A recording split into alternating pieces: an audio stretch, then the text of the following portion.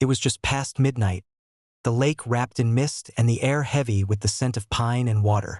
I was at home, reviewing paperwork and planning security updates for the property, when a sudden pounding at the door shattered the calm. Flashlights pierced the darkness through the windows, revealing two figures in dark uniforms. Fake HOA cops, badges glinting, batons raised. They didn't knock politely. They kicked the door with practiced force, expecting compliance. Their plan was clear: arrest me for supposed violations and intimidate the family into obedience. I paused for a heartbeat, listening. Their voices were confident, cocky, and naive. They had no idea who they were really dealing with. I grabbed my badge and stepped into the foyer, letting it catch the dim porch light. "I'm a U.S. Marshal," I said calmly. "You are trespassing. Leave immediately, or you will be arrested for impersonating law enforcement." The words hit them like a thunderclap. One hesitated mid-step. The other's hand twitched near the baton. They had assumed I was a homeowner who would panic, comply, or at worst, call the police. They hadn't expected authority equal to or exceeding their own. I activated the security cameras, illuminating the porch and driveway with bright LEDs. Each movement they made was recorded. My son appeared silently behind me, dual flashlights in hand, ready to document, deter, and protect. The lead fake officer tried to bluff. "We're authorized. HOA enforcement." I stepped closer, badge visible, voice unwavering. "You are not authorized.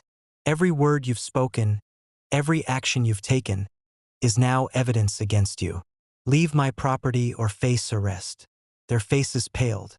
The leader realized, too late, that the entire operation had been based on the false assumption that intimidation would work. I calmly radioed local law enforcement, not to report the arrest, but to coordinate backup should the situation escalate. By the time the real officers arrived, the fake HOA cops were frozen, realizing they had overstepped every legal boundary.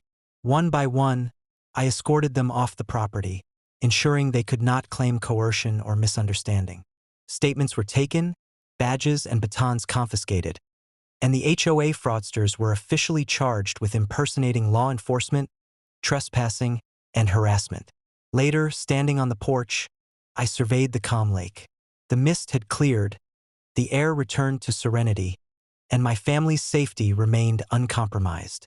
My son set up a few extra cameras as a precaution, and I checked the locks and security measures one final time. The HOA would think twice before attempting such audacious intimidation again.